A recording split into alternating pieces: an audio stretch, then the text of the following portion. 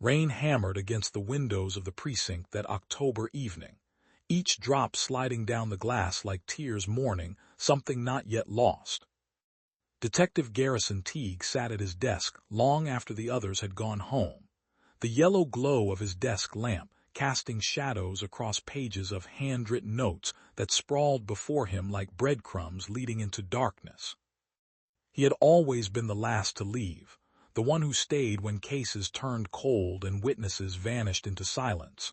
But tonight was different. Tonight, he was not chasing ghosts from old files. Tonight, he was staring at names he recognized, faces he trusted, and a pattern that made his stomach turn.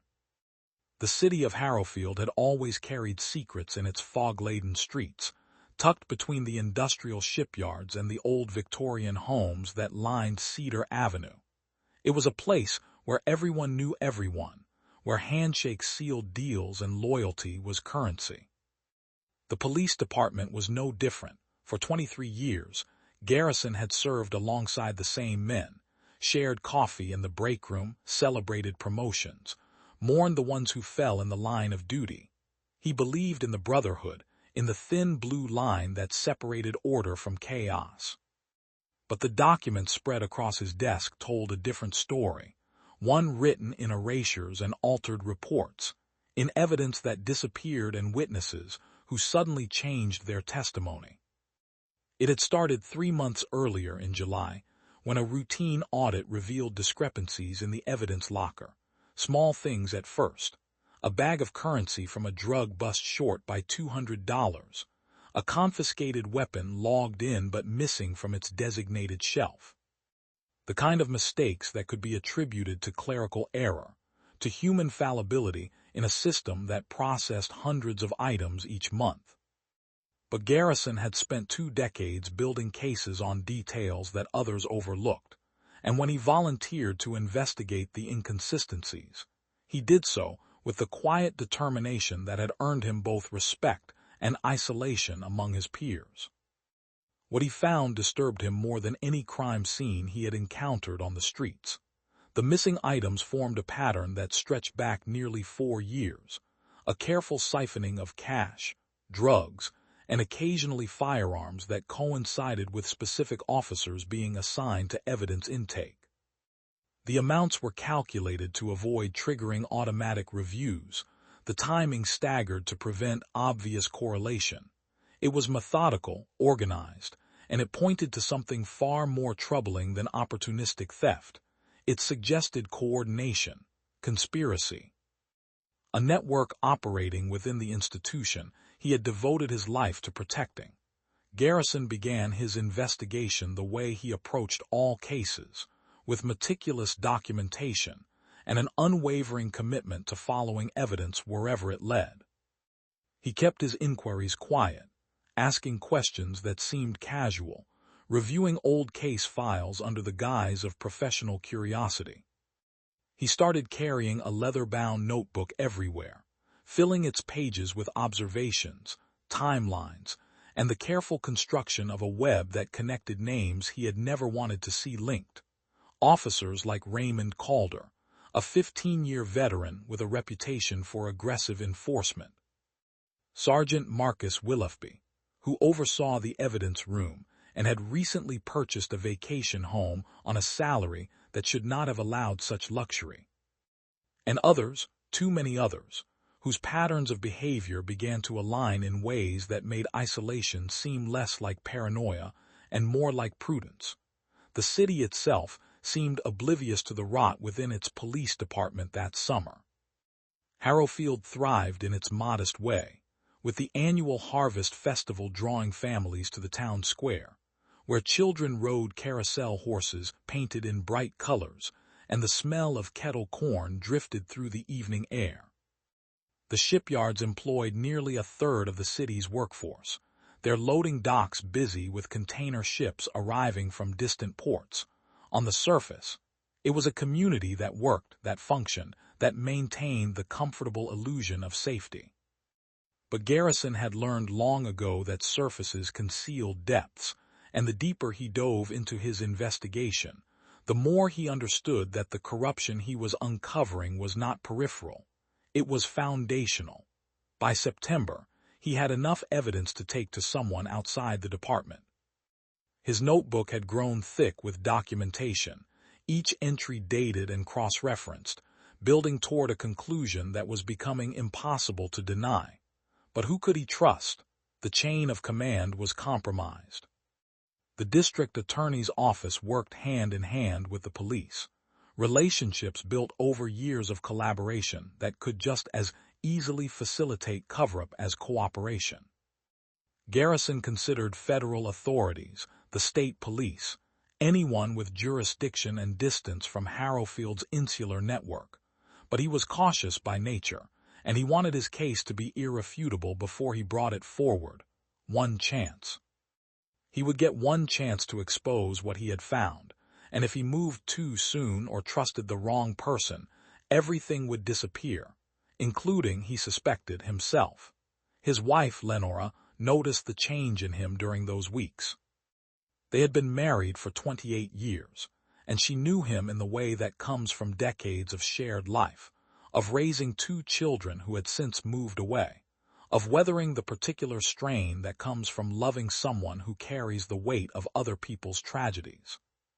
She asked him at dinner one evening what was troubling him, her hand reaching across the table to touch his, and he had given her a smile that did not reach his eyes and told her it was just a difficult case, nothing more. He hated lying to her, but he told himself it was protection, that the less she knew the safer she would be. It was the same logic he had used throughout his career, the compartmentalization that allowed him to function. But this time, the boundary felt more fragile, as though the danger he was navigating might seep through the walls of their home and touch the life they had built together. On October 14th, Garrison made copies of specific pages from his notebook. He was not reckless enough to carry the original everywhere, not anymore, but he needed certain information accessible for meetings he was beginning to arrange. He had identified a contact in the State Investigative Bureau, a woman named Delilah Voss who had a reputation for integrity and a history of pursuing corruption cases that others avoided. He had reached out to her through careful channels, leaving messages that were vague enough to avoid suspicion but specific enough to convey urgency. They were scheduled to meet on October 20th, just 6 days away, at a location outside Harrowfield where they could speak without being observed. But someone was watching. Someone had noticed the questions Garrison was asking, the files he was reviewing, the time he spent alone at his desk when he should have been home. Someone had grown concerned enough to act. The evening of October 16th began like any other. Garrison stayed late at the precinct, as was his habit, working through files and adding notes to his documentation. The building was nearly empty, just a skeleton crew manning the dispatch center and a few patrol officers rotating through between shifts. He remembered hearing footsteps in the hallway outside his office around 9, the familiar sound of hard-soled shoes on linoleum, but he did not look up. Footsteps were constant in a police station, background noise that barely registered. He worked until nearly 10, then gathered his things, locked his desk, and walked out to the parking lot where his sedan waited under the flickering light of a street lamp that needed replacement. He never made it home that night. Lenora called the station at midnight when he had not returned and was not answering his phone. The desk sergeant assured her that Garrison had left hours earlier, that his car was no longer in the lot, and suggested that perhaps he had stopped somewhere and lost track of time. She did not believe that, not for a moment, but she told herself to wait, to give it until morning before she panicked. When dawn came and his side of the bed remained empty, she called again, and this time the department took her seriously. By afternoon, Garrison Teague was officially a missing person, and the investigation into his disappearance began with all the resources the Harrowfield Police Department could muster. His vehicle was found 3 days later, abandoned on a service road near the industrial waterfront, keys still in the ignition, no signs of struggle or foul play. His wallet was in the glove compartment, his badge clipped to the visor. Everything seemed intact except for the man himself, who had vanished as completely as morning fog burned away by sunlight. The department conducted interviews, reviewed his recent cases, searched his desk and locker for anything that might explain why a decorated detective would simply disappear. They found files, reports, the usual detritus of a long career, but nothing that raised immediate alarm. His computer showed routine activity, email exchanges about active investigations, scheduling notes for court appearances. There was no indication of personal crisis, no financial trouble, no evidence of the kind of pressures that sometimes drove officers to desperate acts. He had simply ceased to exist between the precinct parking lot and his home, swallowed by the night without trace or explanation. Lenora became a fixture at the station in those first weeks, asking questions that no one could answer, demanding more resources, more attention, insisting that something terrible had happened to her husband. She knew Garrison better than anyone, and she was certain he had not walked away from his life voluntarily. But as days turned to weeks and no body surfaced, no ransom demand arrived, no evidence emerged to suggest abduction or violence, the investigation began to cool. Missing persons cases without leads become cold cases with depressing regularity, and despite their sympathy for one of their own, the department had limited resources and growing caseloads.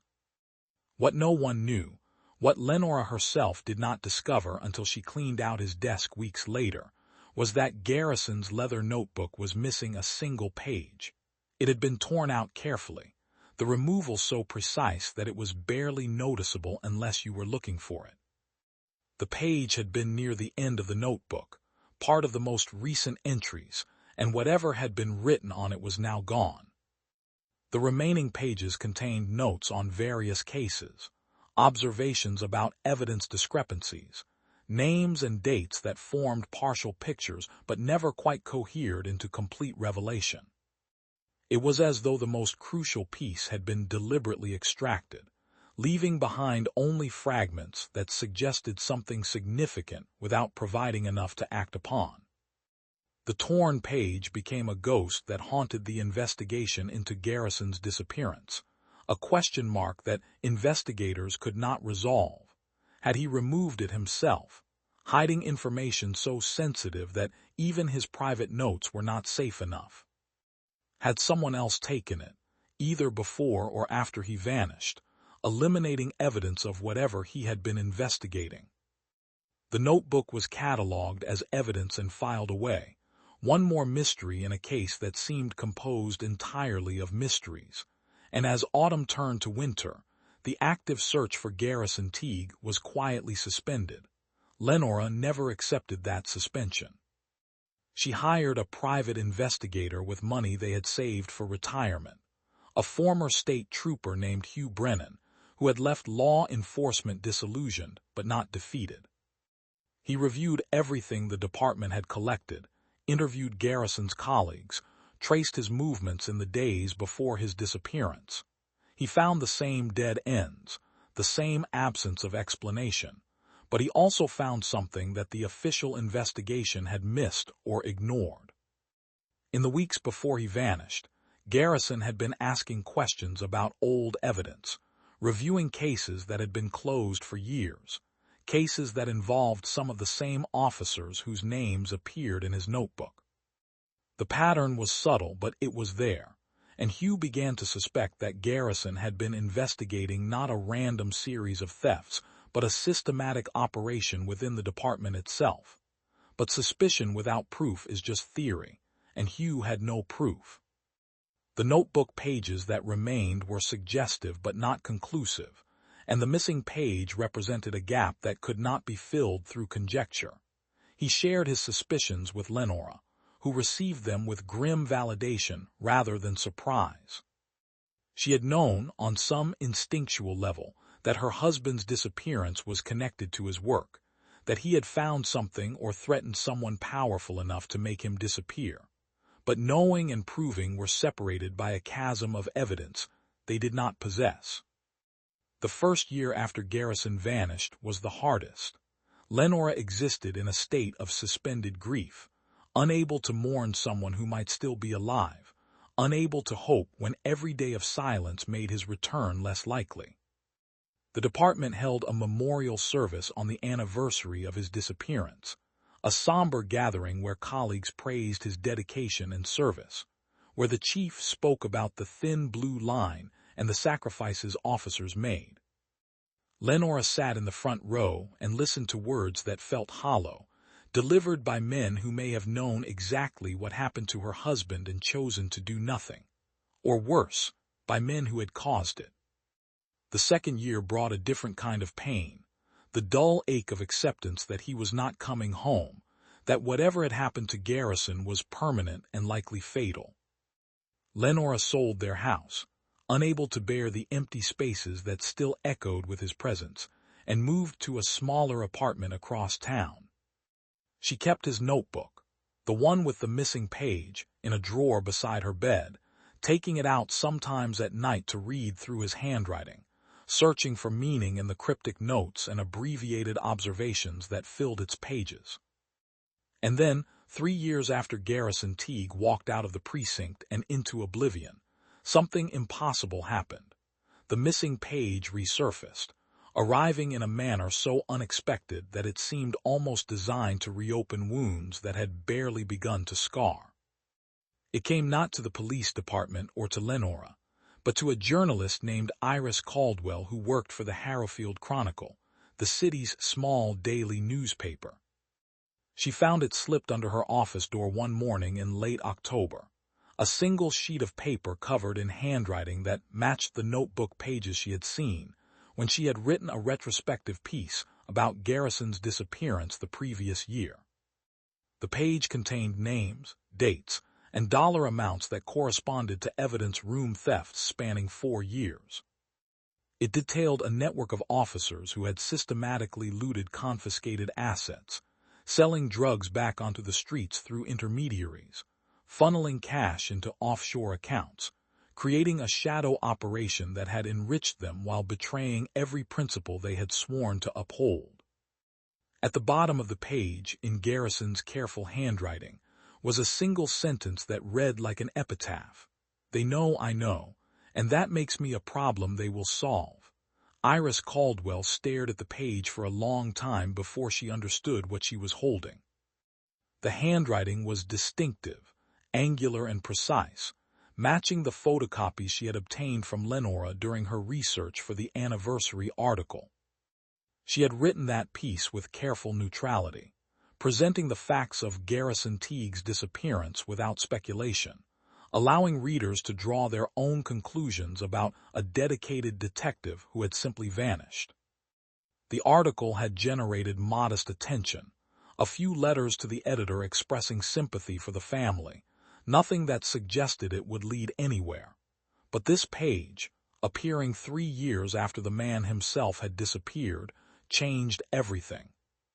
Her first instinct was to call the police department, to turn the page over to the investigators who had worked Garrison's case. But something stopped her, some journalistic instinct honed through years of covering small-town corruption and institutional resistance to transparency. If this page was authentic, and the handwriting certainly appeared to be, then it documented crimes committed by active members of the Harrowfield Police Department. Bringing it to that same department would be like handing evidence to the suspects themselves. She needed verification first, needed to understand what she had before deciding who could be trusted with it. Iris contacted Lenora that afternoon, meeting her at a coffee shop on the south side of town, where they were unlikely to encounter anyone from the department. She laid the page on the table between them, watching as Lenora's face transformed, color draining away as recognition hit her with physical force. The widow's hands trembled as she reached for the paper, fingers tracing the familiar handwriting as though touch could somehow connect her to the husband she had lost. They sat there for over an hour while Lenora explained what she knew about Garrison's final investigation, the suspicions that Hugh Brennan had developed, the notebook that sat in her drawer with its conspicuous gap. The missing page fit perfectly into that gap, not just physically but narratively, completing a story that had been fractured and incomplete. It was the piece that made sense of everything else, the key that unlocked a mystery that had been deliberately obscured. Iris asked the question that mattered most: who had left this page under her door? Who had kept it for 3 years and chosen this moment to release it? Lenora had no answer, but the implications were troubling. Someone within the department must have taken it, either from Garrison directly or from wherever he had hidden it.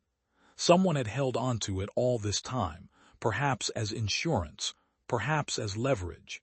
And now, for reasons they could only guess at, that person had decided to let the truth surface. The decision about what to do next took several days of careful consideration. Iris was a journalist, trained to pursue stories wherever they led, but she was also a resident of Harrowfield, aware of the risks involved in challenging the police department in a city this size. Lenora wanted justice for her husband, wanted the men responsible for his disappearance to face consequences, but she had learned through bitter experience that wanting something and achieving it were separated by obstacles both practical and political. They needed help from someone with authority and immunity from local influence.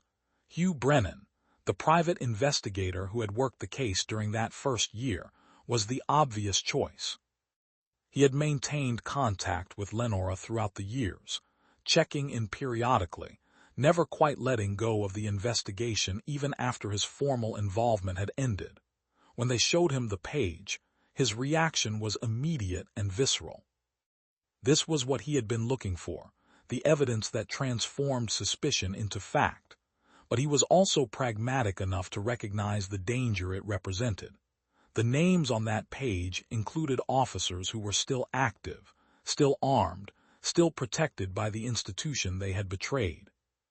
Together, the 3 of them developed a strategy.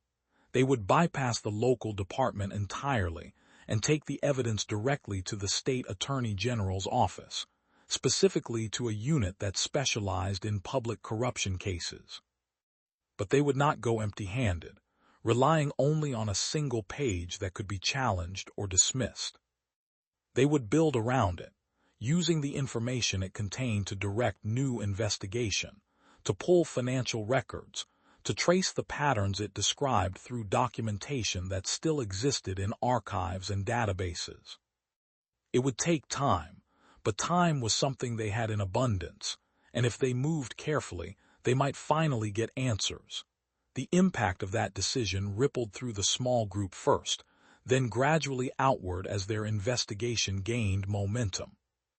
Iris used her journalism credentials to request public records, filing dozens of requests for financial disclosures, evidence logs, and case files that corresponded to the dates and incidents mentioned on the page. Many of her requests were denied or delayed, bureaucratic resistance that suggested someone was paying attention to her inquiries. But enough came through to begin constructing a timeline that corroborated what Garrison had documented. Hugh focused on the financial side, tracing the assets of the officers named in the notes. Property records showed purchases and investments that seemed inconsistent with police salaries, vacation homes and luxury vehicles that suggested income from sources beyond their paychecks. Some had explanations, inheritances or successful investments that could be legitimate, but others had no clear origin for their wealth, gaps in the chain of ownership that indicated money being hidden or laundered through intermediaries. Lenora became the emotional center of the investigation, the person who reminded them why they were doing this when the work became overwhelming or dangerous. She attended community meetings, spoke at city council sessions, kept her husband's name alive in public memory. She was strategic about it, never directly accusing anyone, never making claims she could not support, but constantly reminding people that Garrison Teague had been a good man who had disappeared while serving his community, and that his case deserved better than the silence it had received. The state attorney general's office was initially skeptical.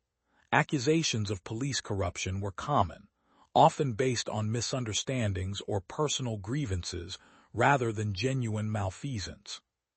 But the combination of the handwritten page, the financial documentation, and the meticulous timeline that Iris and Hugh had constructed was compelling enough to warrant a preliminary review.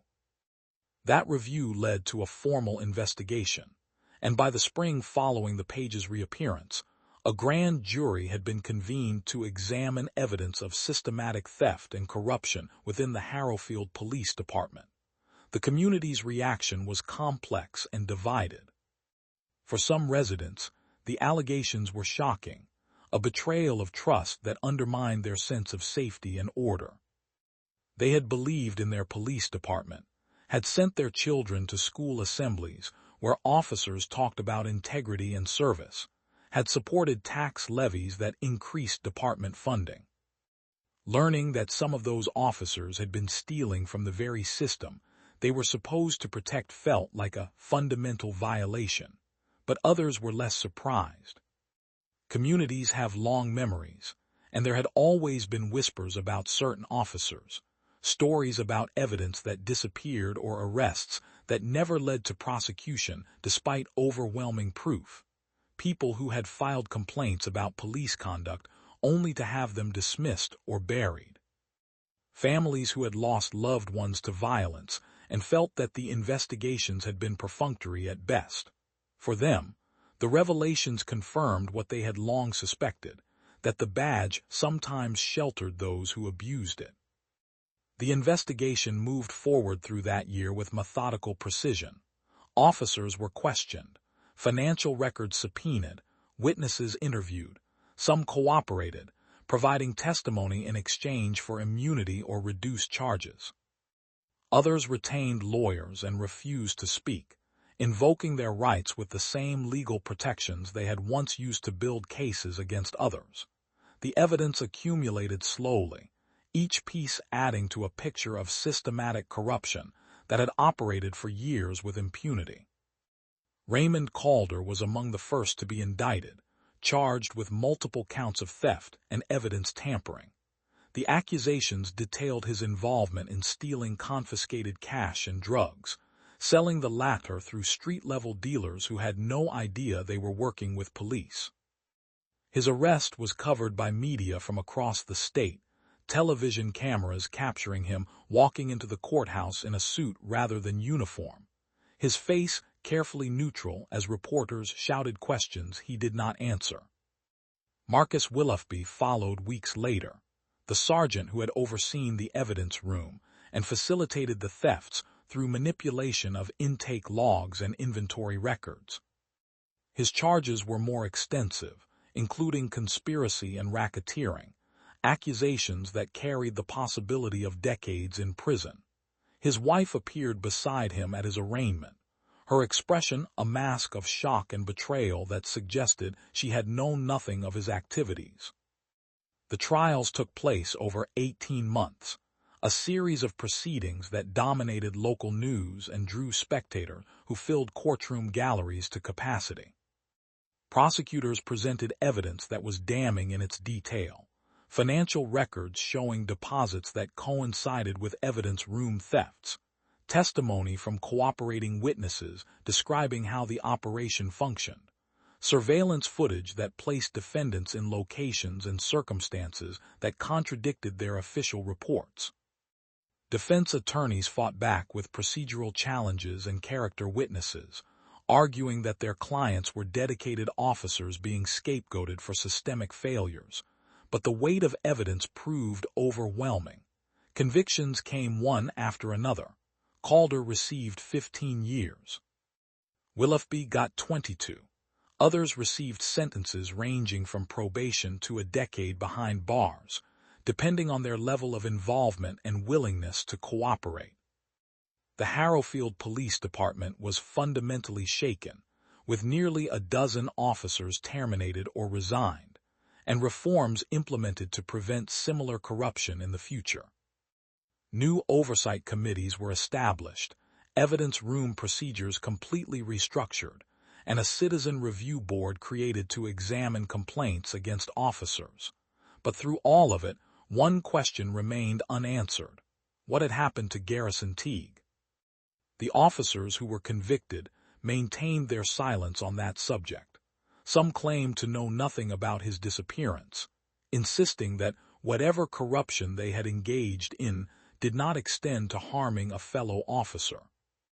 Others refused to discuss it at all, their lawyers advising them that any statement about a missing person investigation could open them to additional charges. And without a body, without physical evidence of foul play, prosecutors could not bring murder charges based solely on suspicion and circumstantial connection. Lenora attended every trial, sitting in the same seat in the gallery day after day, her presence a silent accusation that needed no words. She listened to testimony about stolen money and destroyed evidence, about betrayal and greed, and she wondered if any of these men had been involved in making her husband disappear. She believed they were, believed it with certainty that transcended proof, but belief was not enough for the legal system that demanded evidence beyond reasonable doubt. The years that followed the trials brought change to Harrowfield in ways both visible and subtle. The police department rebuilt itself slowly, hiring new officers and promoting younger members who had not been tainted by the corruption. Community trust remained fragile, rebuilt through consistent effort and transparency, through officers who showed up at neighborhood meetings and actually listened, who understood that the badge had to be earned every day through action rather than assumed through authority. Iris Caldwell won a Regional Journalism Award for her coverage of the investigation and trials, recognition that felt hollow given that the central question of what happened to Garrison remained unresolved. She continued working at the Chronicle, covering city government and crime, but she never quite let go of that first case, the missing detective whose disappearance had revealed so much corruption yet remained mysterious in its own right.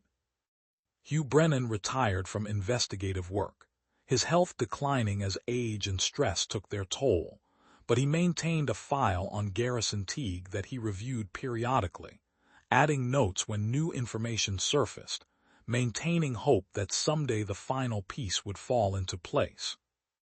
Lenora aged in the way that grief accelerates, her hair turning white earlier than genetics alone would have dictated, her face carrying lines that spoke of years spent in uncertainty. She never remarried, never quite moved beyond the identity of being Garrison's widow, the woman whose husband had tried to do the right thing and paid an unknown price for that integrity. She volunteered at a victims' advocacy center, helping families navigate the aftermath of violence and loss, giving to others what she herself had never fully received: answers and closure. 5 years after the trials concluded, when the public attention had faded and Harrowfield had mostly moved on to other concerns, when Garrison Teague had become a name in old newspaper archives rather than active memory, a construction crew broke ground on a new development project near the industrial waterfront. The land had sat vacant for decades, contaminated soil from old manufacturing plants requiring extensive remediation before it could be repurposed for mixed-use development. The cleanup process involved excavating several feet of topsoil, removing contaminated earth, and replacing it with clean fill. On a morning in early November, when fog rolled in from the water and visibility dropped to mere yards, a construction worker operating an excavator noticed something unusual in the dirt his bucket had just lifted, something that was not soil or rock or industrial debris. Something that made him stop his machine and climb down to look more closely, then immediately call his supervisor, who in turn called the police. The responding officers recognized what they were looking at even before the forensics team arrived.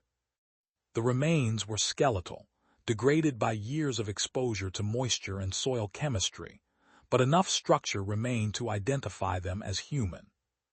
They were located approximately 30 feet from the waterfront, buried roughly 4 feet deep in an area that had been undeveloped and largely forgotten, the kind of place where something could be hidden and remain hidden indefinitely, if not for deliberate excavation. The medical examiner's office took custody of the remains, beginning the careful process of analysis that would determine identity, cause of death, and any other information the bones could reveal. Dental records were the first avenue of identification, a process that took less than 48 hours to produce a preliminary match that was later confirmed through DNA analysis.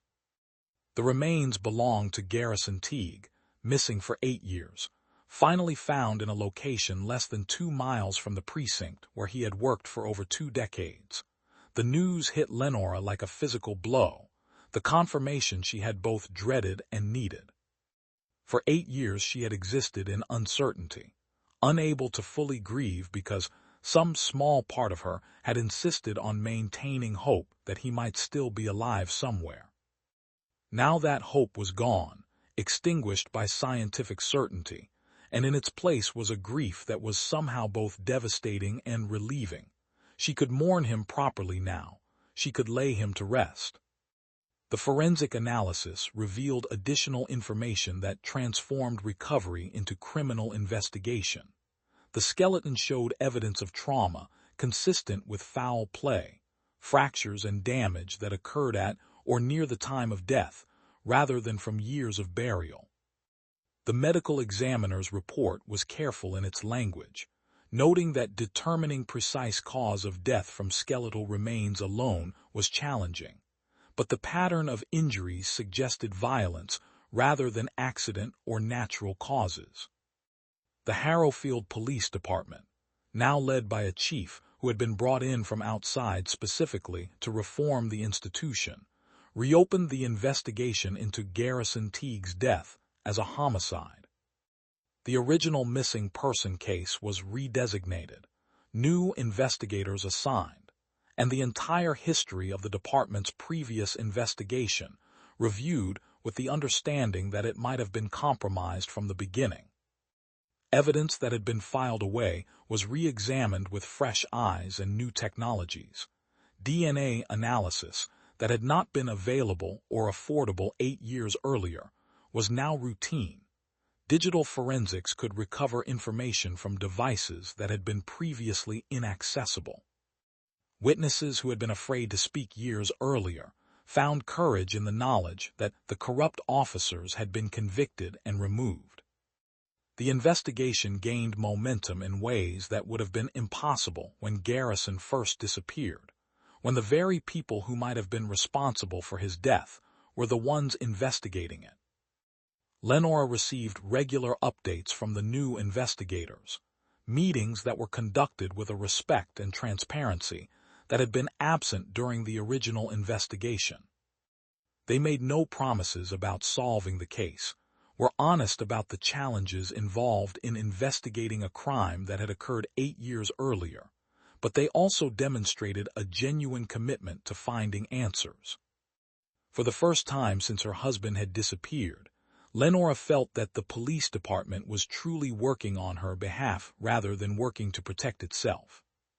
The discovery of Garrison's remains rekindled public interest in the case, bringing new media coverage and renewed pressure for accountability. The fact that his body had been found so close to the waterfront, in an area that would have been familiar to any Harrowfield officer, suggested local knowledge and opportunity. The fact that it had remained undiscovered for 8 years suggested careful planning, and a certain amount of luck that construction had not reached that site sooner. Iris Caldwell returned to the story that had defined much of her career, writing articles that connected the dots between Garrison's investigation into corruption, his disappearance, and now the discovery of his remains. She was careful not to make accusations without evidence, but she laid out timelines and connections in ways that allowed readers to draw their own conclusions about who might have been responsible and why. The missing page that had resurfaced years earlier took on new significance in light of the discovery. Whoever had kept it and eventually released it had knowledge about the case, possibly even about what had happened to Garrison. Investigators renewed efforts to identify the source of that page, examining it for fingerprints or DNA that might have survived, analyzing the envelope and paper for any clues about who had possessed it. As autumn deepened into winter, the investigation continued with quiet intensity, following leads that sometimes went nowhere and occasionally opened new avenues of inquiry. Detectives interviewed convicted officers still serving sentences, looking for someone who might be willing to trade information for consideration. They reviewed traffic cameras and surveillance footage from the period around Garrison's disappearance, enhanced with modern technology that could sometimes extract detail from images that had seemed useless years earlier. And in her apartment, surrounded by photographs of a life shared with a man who had believed in justice enough to die for it, Lenora Teague waited. She had waited for 8 years, first for him to come home, then for answers about why he never did. Now she waited for something different, for the final truth to emerge from years of silence, for the people responsible to face consequences not just for corruption but for murder. She was patient in the way that grief teaches patience, understanding that some answers come slowly if they come at all, but no longer willing to accept silence as the final word on her husband's death. The breakthrough came not from technology or forensic analysis, but from something far more human: guilt. In late January, nearly 3 months after Garrison's remains had been discovered, a man named Thomas Driscoll walked into the state attorney general's office and asked to speak with investigators about the Teague case. Driscoll had been a patrol officer in Harrowfield during the years of Garrison's investigation, though his name had never appeared in the corruption trials. He had resigned from the department shortly after those convictions, citing personal reasons, and had moved to a town 2 hours north where he worked security at a community college. He was 41 years old, divorced, living alone in a rental apartment that smelled of instant coffee and regret. The investigators who met with him that afternoon knew immediately that they were hearing truth. There is a quality to confession that cannot be manufactured, a rawness in the voice, and posture that speaks of weight being lifted after years of carrying it. Driscoll told them he had not been directly involved in the corruption network, had not stolen evidence or taken money, but he had known about it. He had seen things, noticed patterns, heard conversations that stopped abruptly when he entered rooms. And on the night of October 16th, 8 years earlier, he had seen something that had haunted him every day since. He had been finishing his shift that evening, changing out of uniform in the locker room, when he heard voices in the parking lot. Not unusual in itself, officers often gathered outside to talk before heading home, but something about the tone made him pause. He recognized one voice immediately: Marcus Willoughby, the sergeant who would later be convicted for his central role in the evidence room thefts. The other voice took him a moment to place: Raymond Calder, whose aggressive reputation had made him someone most officers avoided when possible. They were talking about Garrison, about questions he had been asking, files he had been reviewing, about how he was becoming a problem that needed to be handled. Driscoll had frozen in place, understanding without wanting to that he was hearing something he should not hear, something that put him in danger simply by proximity. He stayed in the locker room until the voices faded, then left through a side entrance, walking to his car with his head down, praying he had not been noticed. He went home and tried to convince himself he had misunderstood, that the conversation was harmless, that handled meant nothing more than watched or managed.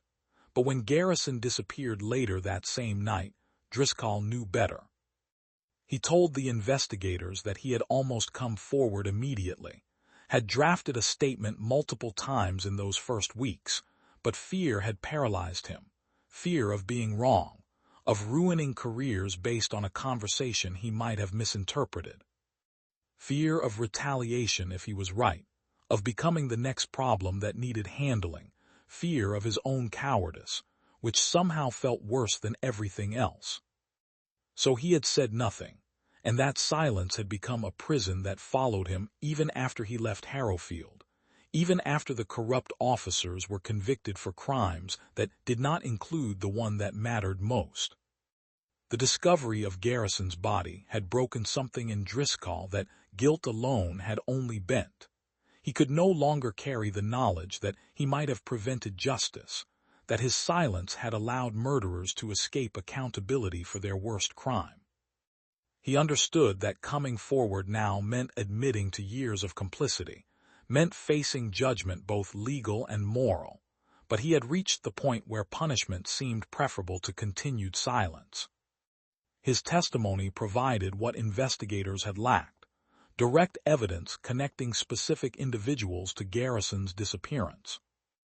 It was not enough for a conviction by itself, memories from 8 years past being legally fragile, but it gave direction to the investigation, pointed them towards suspects and possible witnesses who could corroborate or expand on what Driscoll had heard. Within days, the investigative team had obtained warrants for new searches, subpoenaed phone records from the period around Garrison's death, and begun building a case against Marcus Willoughby and Raymond Calder for conspiracy to commit murder. Lenora received the news in a meeting with prosecutors who were careful to manage her expectations. They explained that bringing charges was not the same as securing convictions, that the case faced significant challenges given the time that had passed and the limitations of their evidence. But they also told her that they believed her husband had been killed to silence his investigation, and that they intended to pursue justice with every resource available. She listened with the composure that had carried her through 8 years of uncertainty, thanked them for their honesty, and asked only one question: did he suffer? They could not answer that, not with certainty, but the medical examiner had suggested that the injuries indicated death had likely come quickly rather than through prolonged violence. It was cold comfort, but Lenora accepted it with the same grace she had accepted everything else. This woman who had been transformed by tragedy into someone simultaneously fragile and unbreakable. The new charges were announced in March, delivered at a press conference that drew media from across the state. Both Willoughby and Calder were already serving sentences for corruption, but now they faced additional charges: conspiracy to commit murder, tampering with evidence in a homicide investigation, and abuse of authority resulting in death. The maximum sentences for these charges could add decades to their existing prison terms, effectively ensuring they would die incarcerated. Calder's attorney immediately filed motions to dismiss, arguing that the charges were based on unreliable testimony from a witness who had waited 8 years to come forward, who had clear motivation to fabricate stories that might reduce his own culpability. Willoughby's legal team took a different approach, requesting a meeting with prosecutors to discuss possible cooperation in exchange for charging considerations. That meeting took place in a conference room at the state correctional facility, where Willoughby was serving his sentence for corruption. He appeared older than his 53 years, the physical transformation that prison works on people already evident in his posture and expression. His attorney sat beside him, a woman in her 30s who specialized in negotiating plea agreements for clients whose cases had become indefensible. The prosecutors were direct. They had testimony placing Willoughby at the scene of discussions about eliminating Garrison as a threat. They had forensic evidence showing that Garrison's remains had been buried in a location accessible to someone with his knowledge of the waterfront. They had financial records showing unexplained expenses, shortly after the disappearance that could be consistent with paying others to assist. They were prepared to go to trial with what they had, but they were offering one opportunity for him to control his own narrative, to provide a complete account of what happened in exchange for removing the death penalty as a possible sentence. Willoughby sat in silence for a long time, his hands folded on the table before him, his eyes fixed on some point in the middle distance. When he finally spoke, his voice was barely above a whisper. He said he wanted to speak with his wife first, to explain to her in person what he was about to admit. The prosecutors agreed to delay the formal proffer for 48 hours while that meeting was arranged. 2 days later, Willoughby provided a statement that was recorded and transcribed, that filled 37 pages with details that transformed speculation into documented fact. He explained that the corruption network had operated for nearly 5 years before Garrison began investigating the evidence room discrepancies, that it had involved 7 officers at various times, generating hundreds of thousands of dollars that had been split among participants based on rank and risk. He described how they had become aware of Garrison's investigation through careful monitoring, through access to his search history on department computers, through an informant within the administration who noticed his pattern of file requests.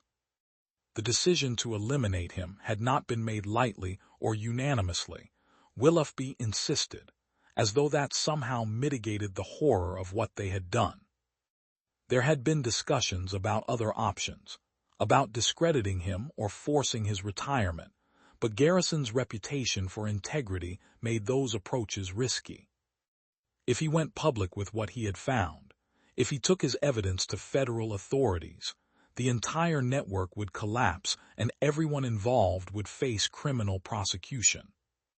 They convinced themselves they were protecting not just their own freedom, but their families, their futures, everything they had built.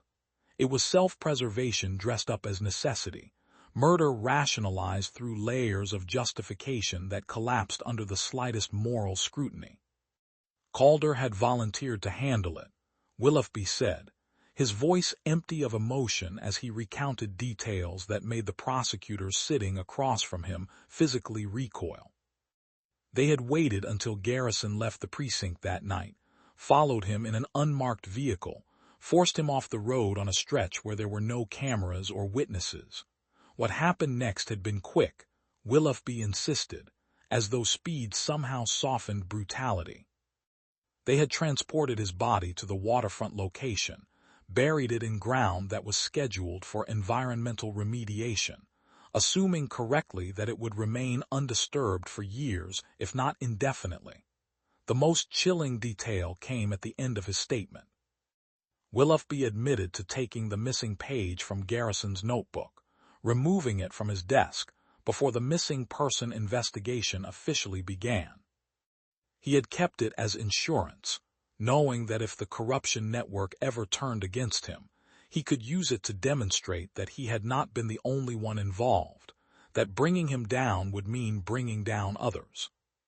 When the convictions had started and he realized he was going to prison regardless, he had arranged for the page to be delivered to Iris Caldwell, hoping that exposing the corruption might somehow mitigate his own culpability, or at least ensure that the other participants faced consequences.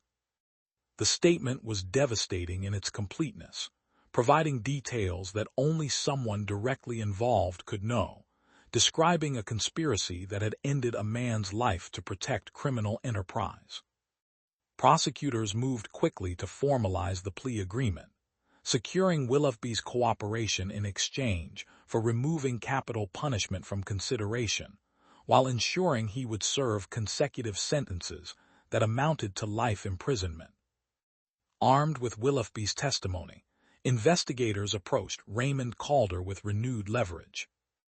His attorney advised him that fighting the charges would result in a trial where his co-conspirator would testify against him in detail, where forensic evidence would be presented, where the jury would hear about a decorated detective murdered by the officers who should have been his brothers in service.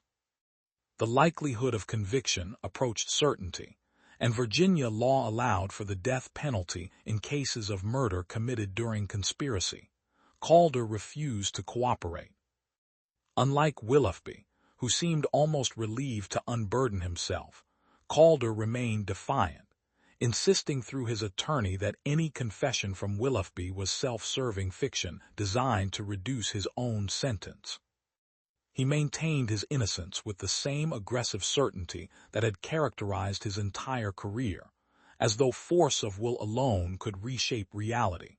The trial began in September, nearly a year after Garrison's remains had been discovered.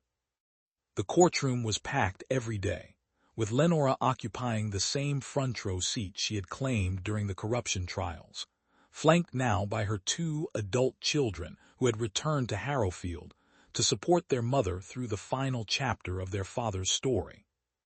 Iris Caldwell covered the proceedings with the same thorough attention she had given every aspect of this case, while Hugh Brennan attended when his health permitted, his presence a reminder of the years when answers seemed impossible.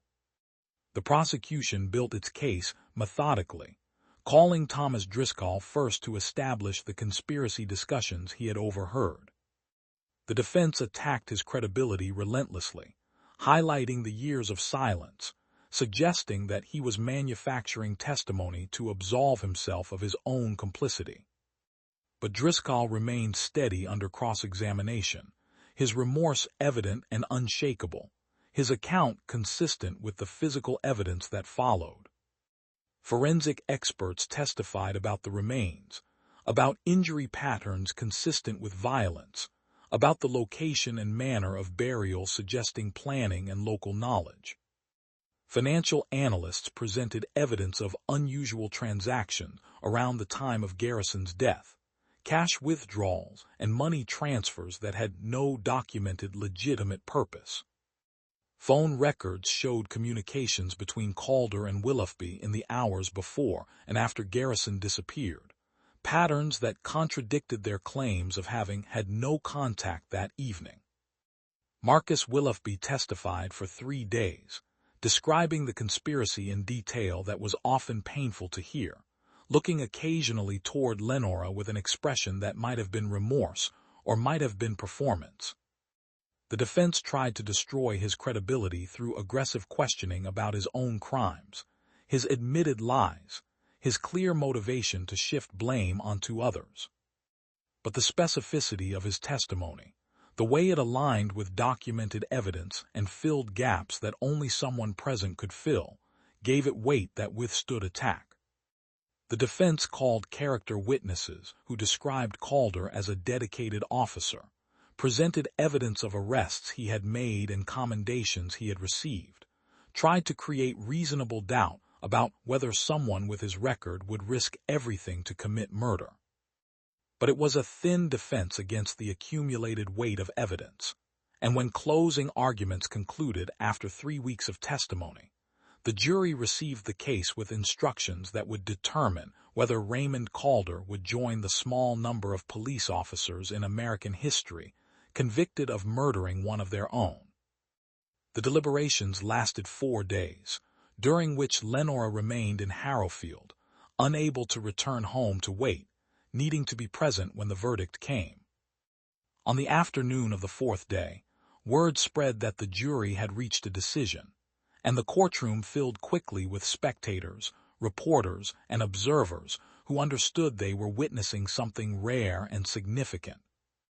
The verdict was read count by count, each guilty finding landing with the weight of vindication: conspiracy to commit murder, guilty, first-degree murder, guilty, abuse of authority resulting in death, guilty.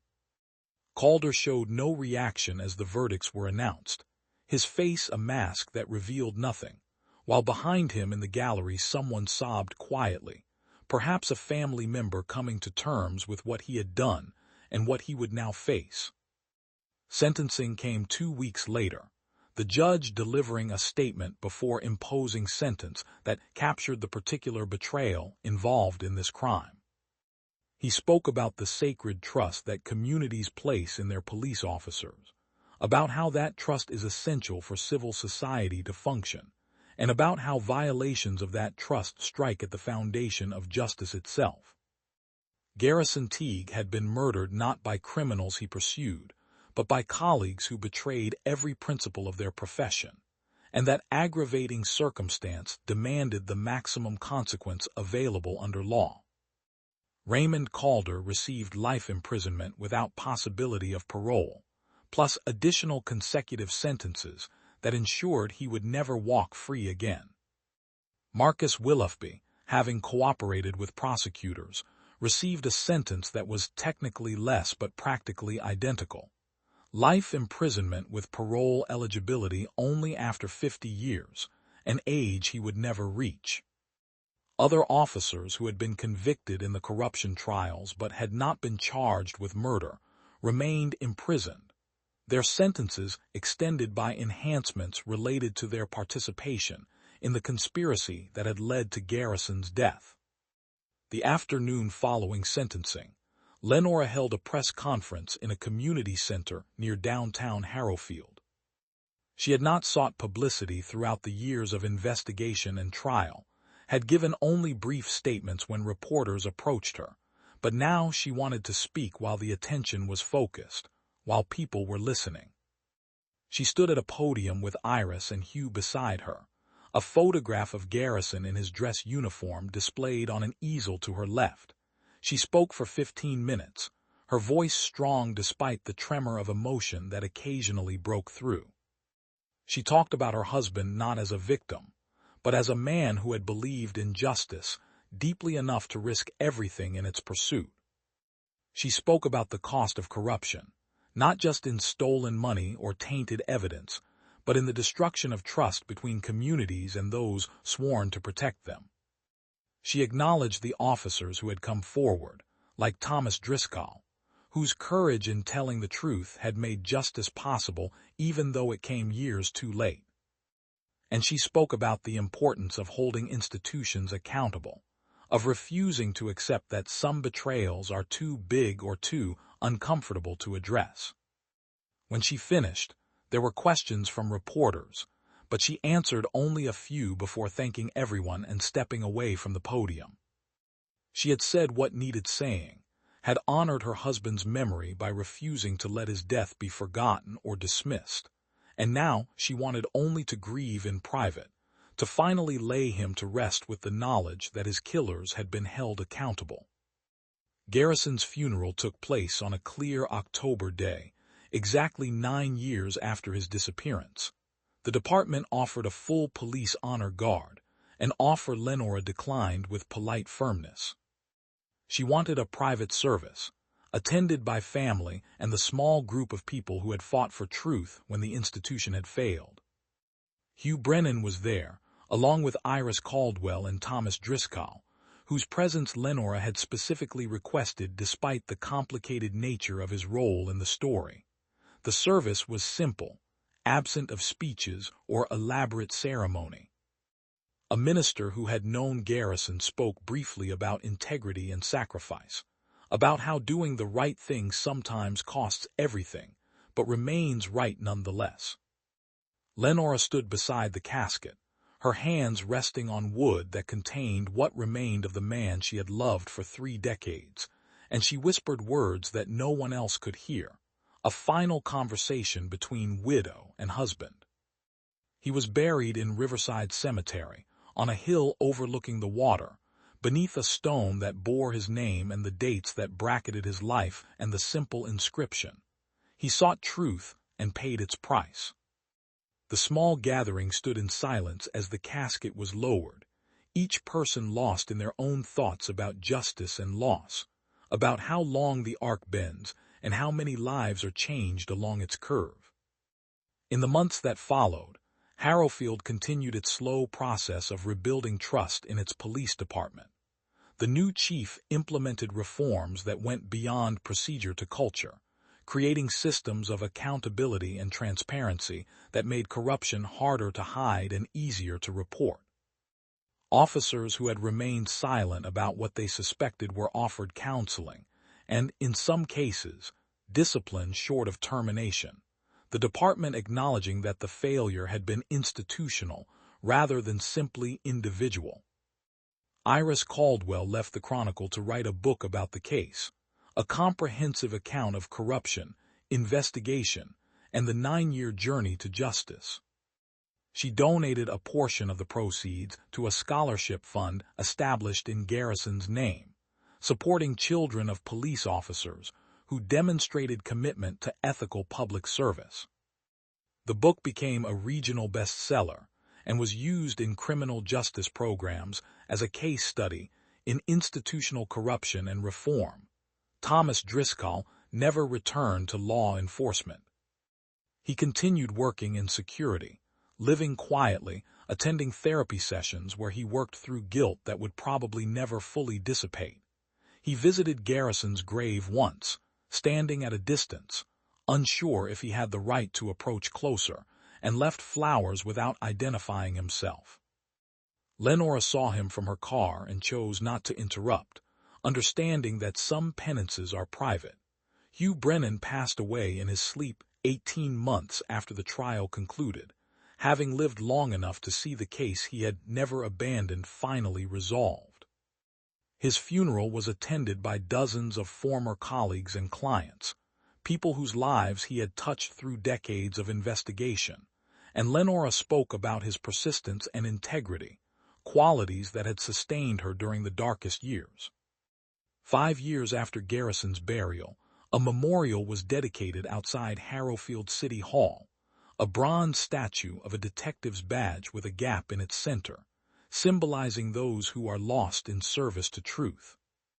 Garrison's name was engraved on the base, along with a quote from his daughter Sarah, who had spoken at the dedication ceremony about her father's belief that justice required courage more than it required power, that standing up to wrong within your own community was harder and more important than fighting enemies outside it.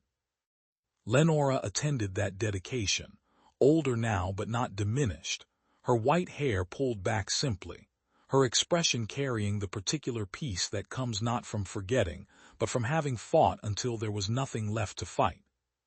She touched the bronze gently, her fingers tracing the engraved letters of her husband's name, and she thought about the young detective she had married so many years ago, the man who had grown into someone willing to risk everything for principles that should not have been controversial but somehow were. She lived another decade, surrounded by children and grandchildren who knew their ancestor not through his death, but through his life, through stories about integrity and courage that became family legacy. When she died peacefully at 83, she was buried beside Garrison, their stones identical except for dates, together again after years of separation. The case remained in public memory longer than most, referenced in discussions about police reform, taught in academies as a cautionary tale about the consequences of corruption, remembered by those who understood that justice is not automatic or inevitable, but something that must be pursued with determination that survives setback and delay. The missing page that had resurfaced to restart the investigation was preserved in state archives, a physical reminder that truth has a way of emerging even when powerful forces work to suppress it. Years turned to decades, and Harrowfield changed as all cities change, new generations replacing old, the waterfront where Garrison had been buried transforming into parks and residential development. But his story persisted, told by parents to children, by teachers to students, by officers to recruits, a narrative about what it means to stand against wrong even when standing alone, about the price of integrity and the people who pay it. The detective who disappeared into an October night had become something larger than the man himself, had been transformed by circumstance and sacrifice into symbol and lesson. But for those who had known him, who had fought to give his death meaning, he remained simply Garrison, a husband, a father, a colleague who had believed that the badge meant something more than authority, who had demonstrated through his final investigation that some truths are worth any cost to reveal.